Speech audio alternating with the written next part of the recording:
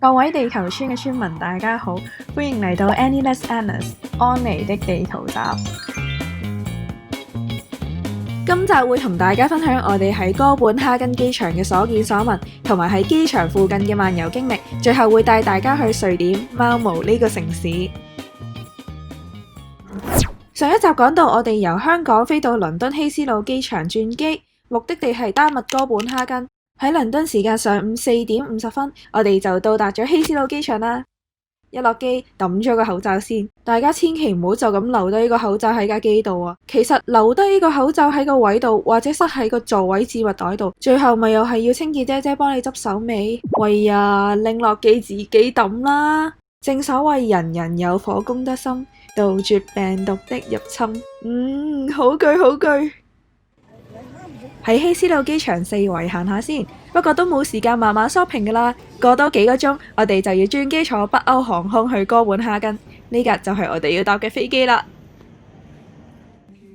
眨下眼就到咗登機時間，英國時間6點45分，班機準時起飛。呢一程機只需要坐1個鐘零50分鐘就會到達哥本哈根，真係仲快過平時我用公司電腦某個強大嘅瀏覽器撈一個網頁出嚟。所以凳都未坐暖，我哋就到咗丹麥啦。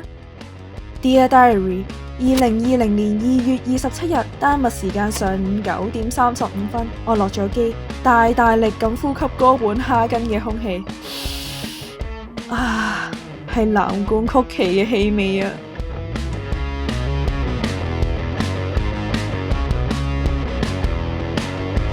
今次係我第2次拜訪丹麥，第一次嚟到哥本哈根，見到呢幾隻大字，我心情特別舒暢。我意思係呢幾隻大字。拎返我睇無漁夫嘅旅行小拍檔，跟手就攞返張哥本哈根地圖。張地圖對我呢個完全唔識睇地圖嘅人嚟講，只作觀賞用、收藏用同埋傳教用。不過相信你哋一定會將呢張地圖嘅實際用途發揮到淋漓盡致。咩話？你都唔識睇地圖？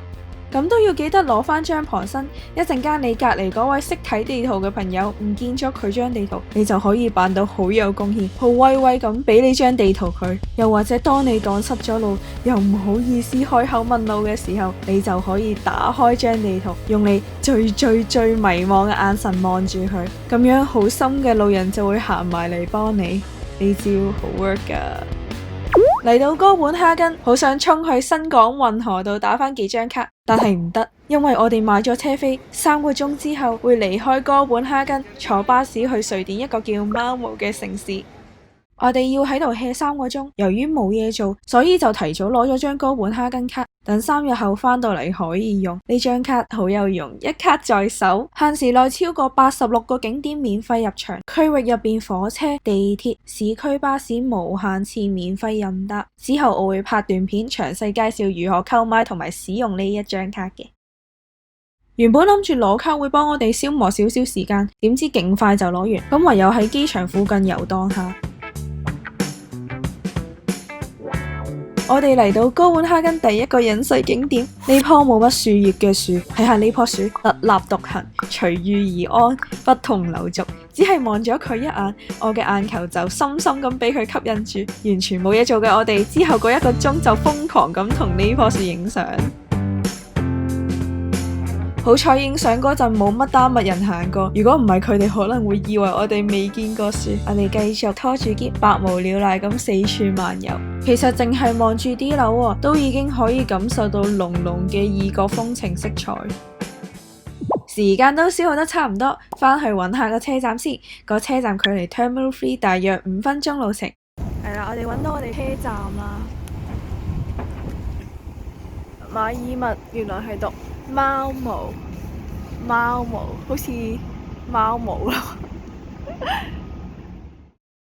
我哋會坐 Flixbus 由哥本哈根去瑞典一個叫貓毛嘅城市，車程1個鐘。已經喺網上面購買咗車票，車票唔同日子買唔同價錢。我哋買嗰時兌換返港幣大約55蚊一個人，包埋一件託運行李。如果唔想搭巴士，乘坐火車都係一個好好嘅選擇。20分鐘一班，車程約40分鐘，車票大約80丹麥幣，即係約港幣95蚊。不過搭火車就唔係幾睇得清楚厄納海峽大橋上面嘅風景。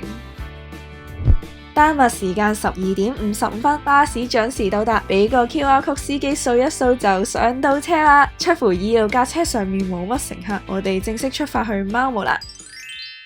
Malmo 呢個城市嘅英文發音同廣東話貓毛嘅發音真係好鬼似啊！而佢瑞典語嘅讀音係 Malmö。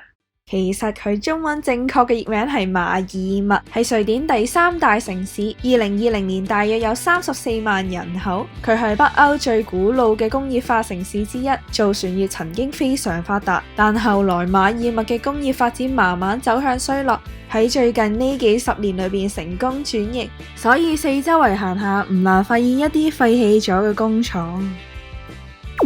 馬爾默同哥本哈根只係一橋之隔，由厄納海峽大橋連接住呢兩個城市。大橋全長16公里，由3個部分組成，分別係大約8公里嘅橋梁、4公里嘅人工島公路同埋4公里嘅海底隧道。其中海底隧道闊38.8米，高8.6米，位於海底10米以下。佢係目前世界上最寬敞嘅海底隧道，一共有5條管道，分別係2條車道公路、2條火車道同埋1條疏散通道。厄納海峽大橋係由丹麥、瑞典兩國合資興建。當時考慮到哥本哈根居民渴望揾到更加平嘅住所，而馬爾默居民就需要更加多嘅就業機會。所以丹麥、瑞典兩國決定興建一座跨國大橋，務求幫助提升兩地居民經濟同埋生活水平。兩國政府興建呢座大橋嗰陣，非常重視建橋工程對海洋生態嘅影響，因此訂立咗好多嚴謹嘅興建規則，以確保大橋唔會影響水流，同埋盡可能減少對海洋生態造成嘅破壞。厄納海峽大橋就喺嚴密嘅監管之下，於2000年7月1日落成並正式通車。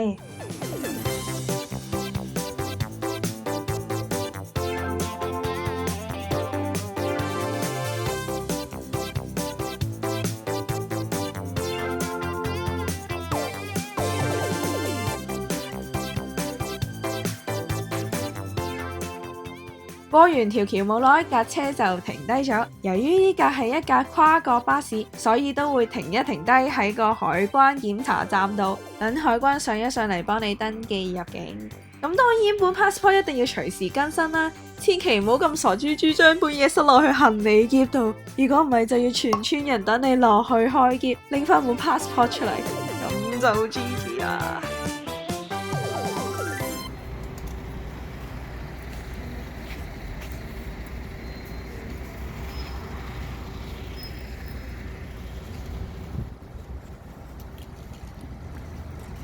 瑞典時間1點50分，我哋到咗 Malmö Central Station 啦。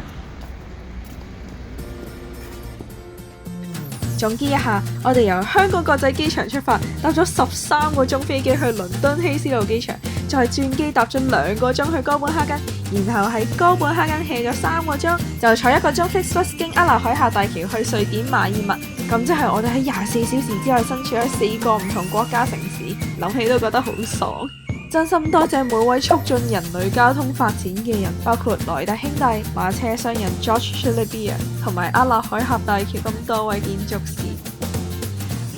今集講住咁多先。想知丹麥同瑞典有咩好玩？記得訂閱 Annelus Atlas 呢個頻道，撳埋已訂閱隔離嗰個鐘仔，讚好埋呢段片，留言分享你嘅感覺，同時分享俾親戚朋友、隔離鄰舍、小學同學，成日打機打到3更半夜嗌肚餓嘅王仔，日日話減肥但冇減過嘅 Amy。下一段片會帶大家走入馬爾默，探索瑞典呢個第3大城市。究竟48% 人口年齡都係35歲以下嘅大學生，會係咩面貌呢？下一集再見，拜拜。